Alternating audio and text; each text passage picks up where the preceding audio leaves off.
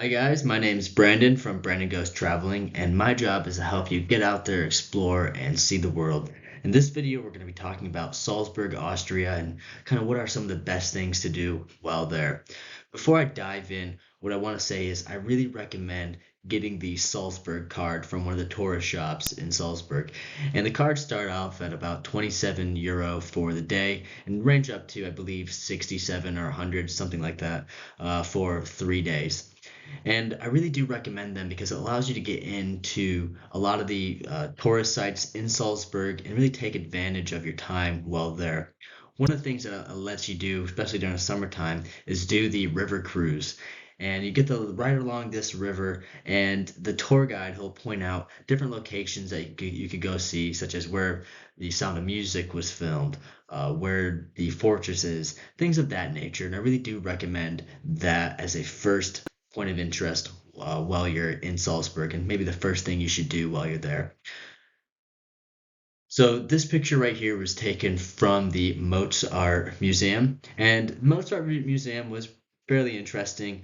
Me myself, I'm not too big into music and classical music, but still nonetheless a sight to see while you're in Salzburg. If nothing else, you do get a nice view from this area. So it overlooks all of Salzburg from the river all the way up to the fortress and center and everything in between.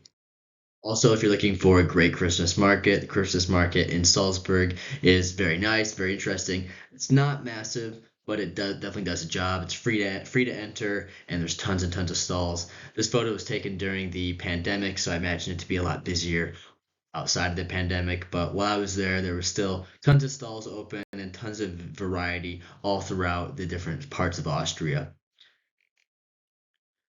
Again, this photo right here was taken from the opposite side of the river, looking into the main city of Salzburg, and highly recommend walking over those bridges there and just getting those photos because they do offer some really nice scenery of the entire city center prior to walking in.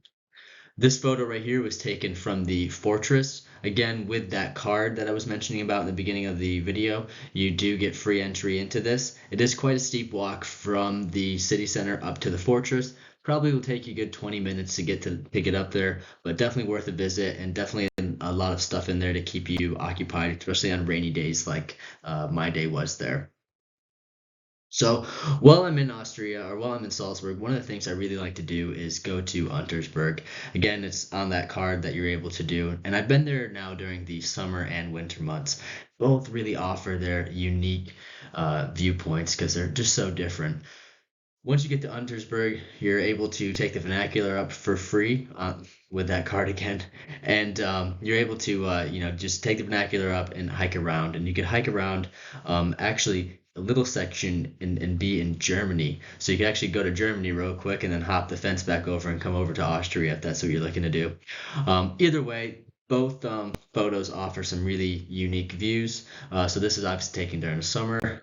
This photo was taken from about that same location, but during the winter time. Obviously, you could tell that visibility is, just completely different, but still offers, a nice picturesque view. And again, just one more photo to kind of point out the difference between summer and winter months for Untersberg. And look, hey, so that's going to pretty much do it for Salzburg. I'll be honest with you, I think you only really need 2 days there. Anything more than 2 days is probably a little bit overkill, but you can do most of the sites fairly quickly. I would say everything's relatively close. Even Untersberg is only about a 20-minute bus ride out of the city. So definitely worth the trip to check it out. But again, 2 days is probably good enough. And then I'd probably try to go somewhere else, maybe Vienna or one of the other popular spots in Austria. Cool. If you have any questions, please feel free to drop them below. And yeah, tell me what your favorite part of Austria is. Again, I'm always going back to these places. So if you know somewhere that I don't, please drop it down below. Thanks.